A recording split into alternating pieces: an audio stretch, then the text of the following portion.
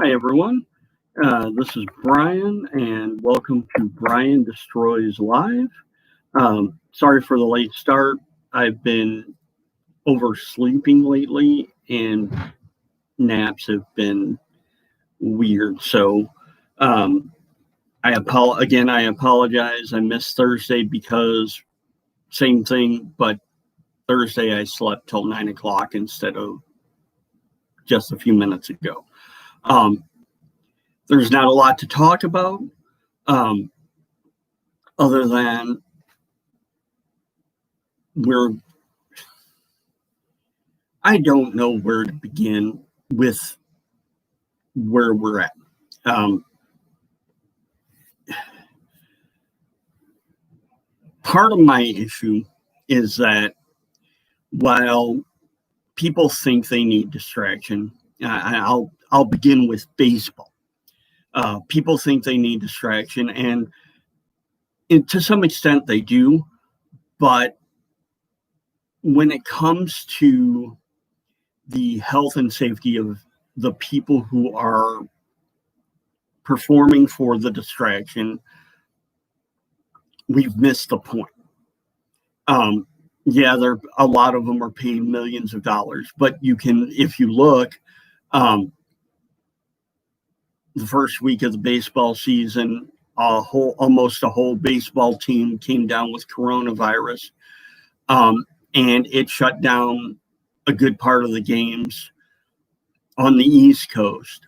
And this past week, my favorite team, the St. Louis Cardinals, had a similar situation, and they didn't do as good a job with the Cardinals. Yeah, they postponed games, but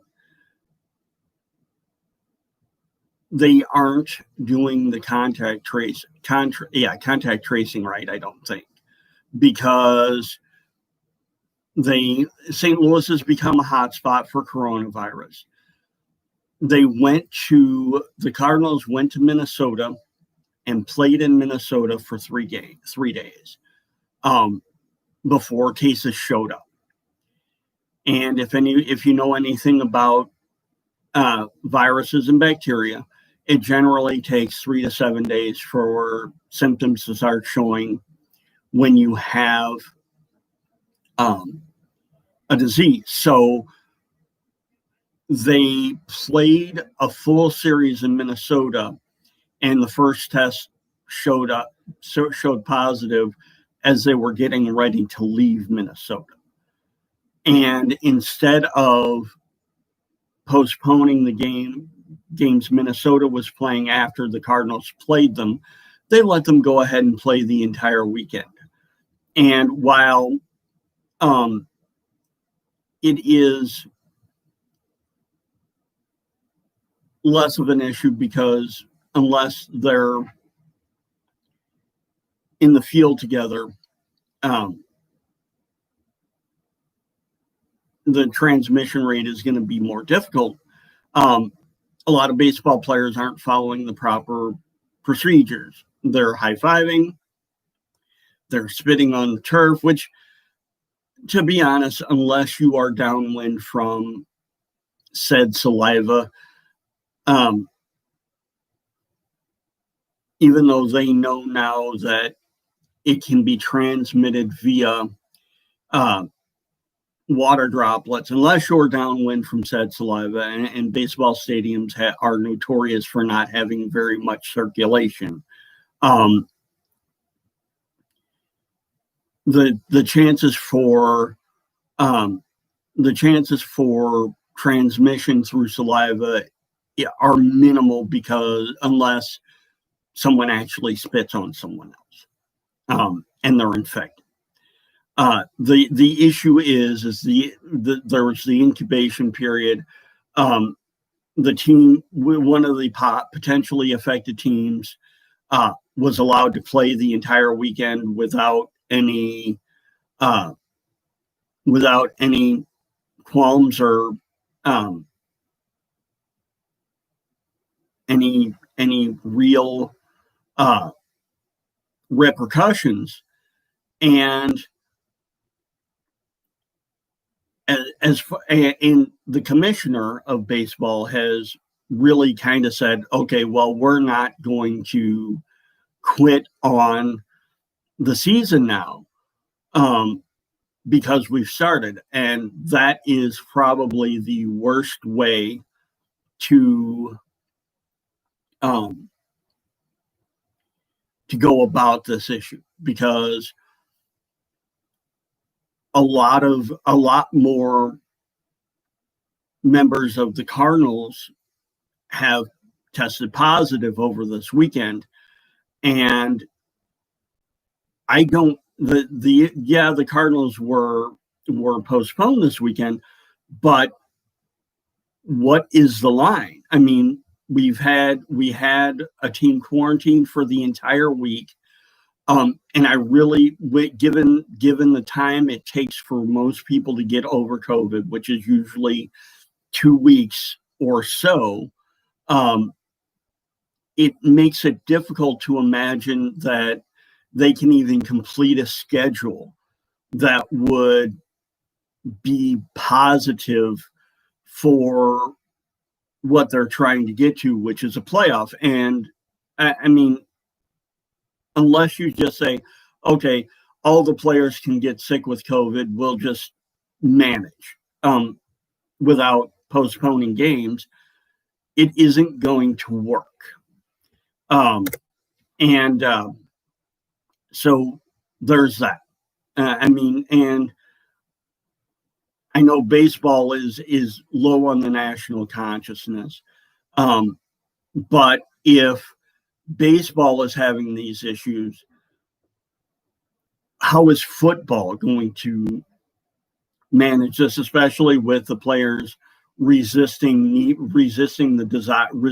need for face shields, given everybody talks smack and spit flies and whatever, and close contact, it becomes a severe problem.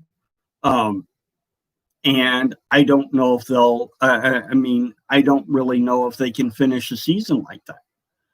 So there's that. I mean, and I talked a little bit last week about how I believe the unemployment insurance thing was, I thought $600 a week was a little excessive, because I only think it's excessive because the $600 is on top of the normal unemployment insurance you would get if you are unemployed. But looking at the situation, the current idea from the Republican lawmakers is to replace the unemployment insurance benefit with a flat amount. And I don't see that working. I think it will exacerbate the issue, especially given, as I said last week, a lot of the jobs just aren't going to come back. And my real concern is for the future when they finally let the unemployment benefits expire. I really still think more stimulus money is an overreaction. Unemployment insurance, though, I have changed my tune some, and I still think that a benefit of amount of $300-$400 on top of what's being paid from your state is enough. But I don't think $200 a week is going to help anything, especially given a lot of places are reporting shortages on food, which is going to drive food prices up. And food and gas and energy aren't included in inflation. So we'll take this as an example. 10 years ago, I could go to McDonald's and have a full meal for $4. A real meal, not the BS they offer now.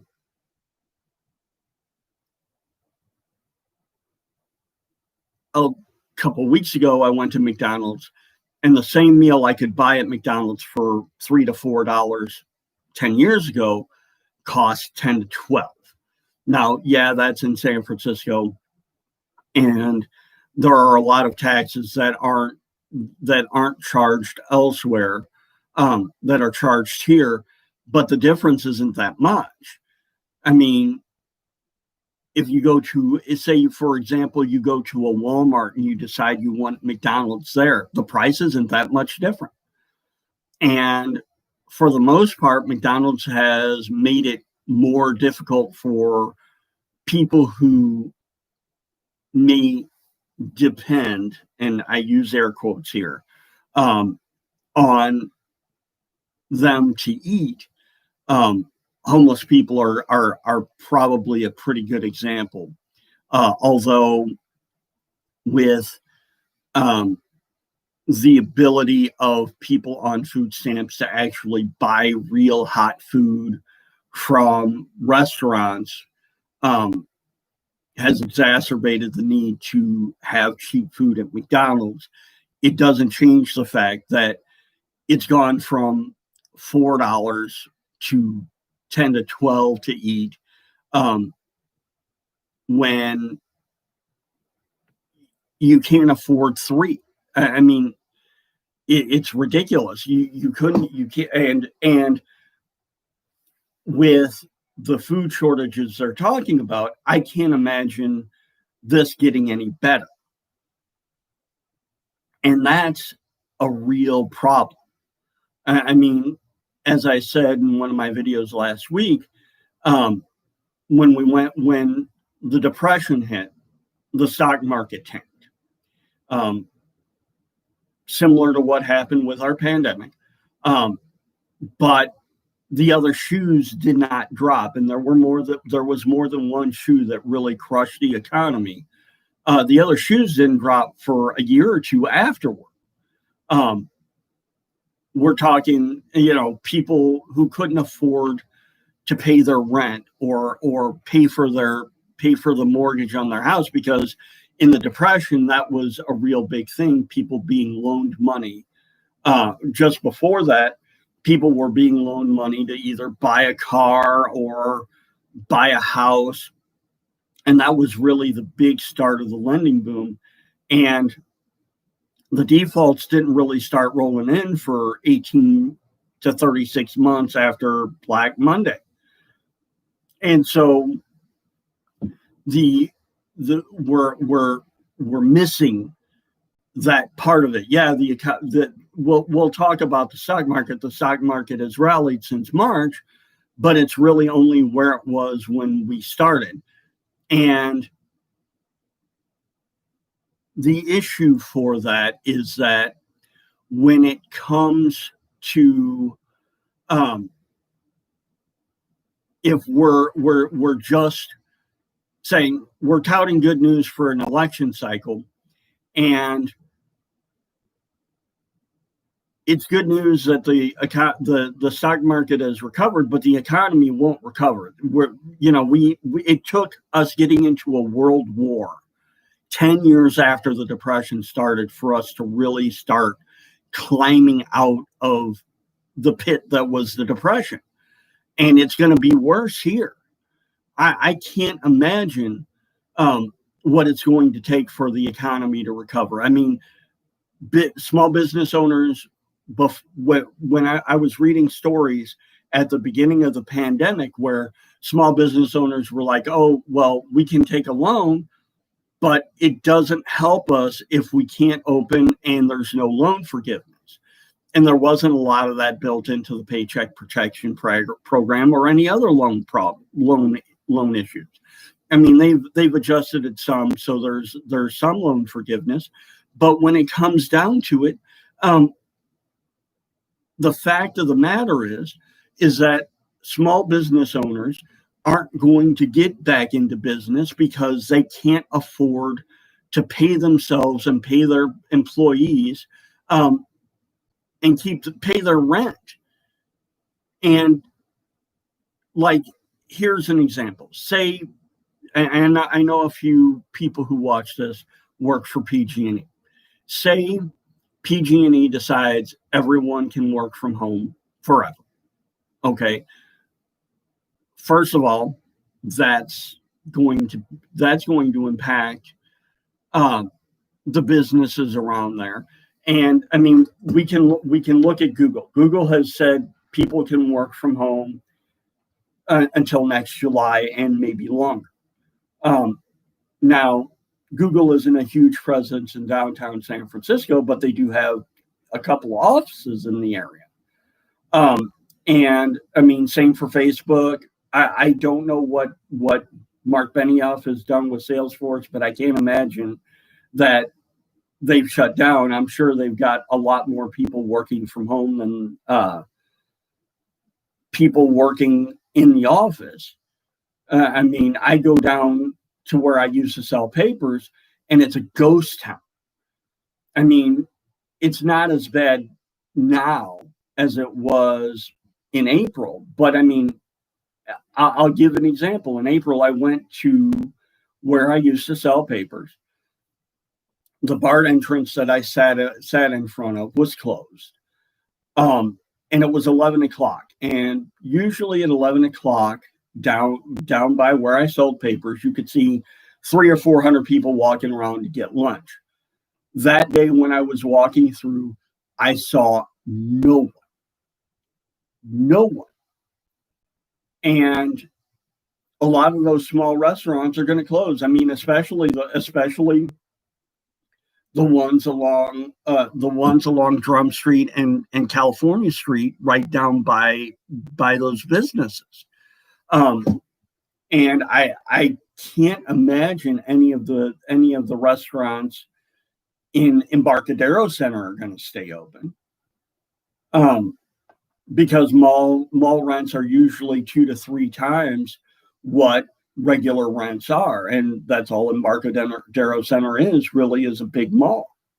And so we're kind of I think that a stimulus is a bad idea.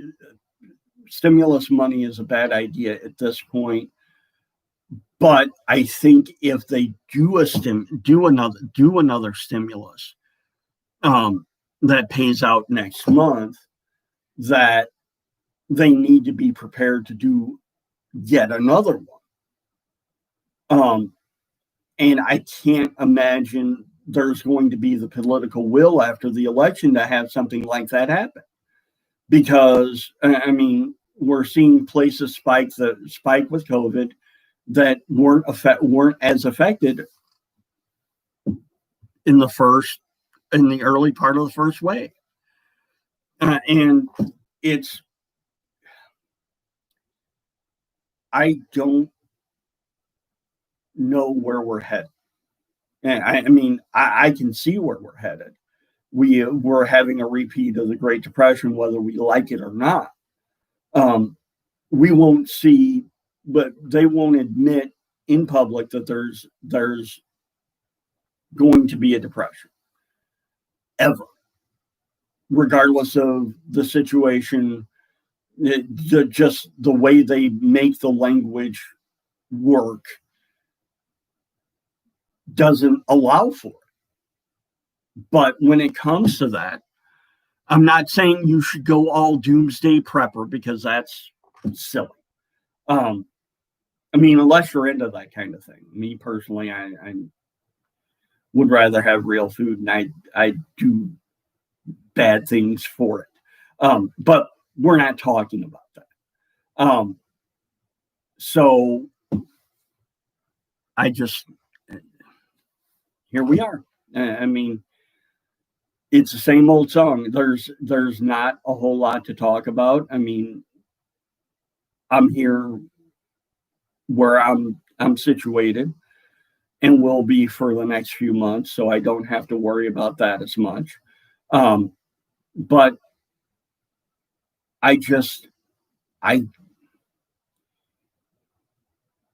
what I read, there's just, I'll go into this. The resistance to mask wearing. It's just another form of privilege. Um, and I'm sorry to lurch into this, but the resistance to mask wearing, the resistance to social distancing, it's all a form of privilege that we just really shouldn't have. Um, because when you relax those particular restrictions, people get sick. I mean, they found that in the influenza outbreak in 1918, and we're finding this out now. Um, and it's worse now because you have all these people who hate the government and don't want to follow what the government says, even if it's in their own best interest.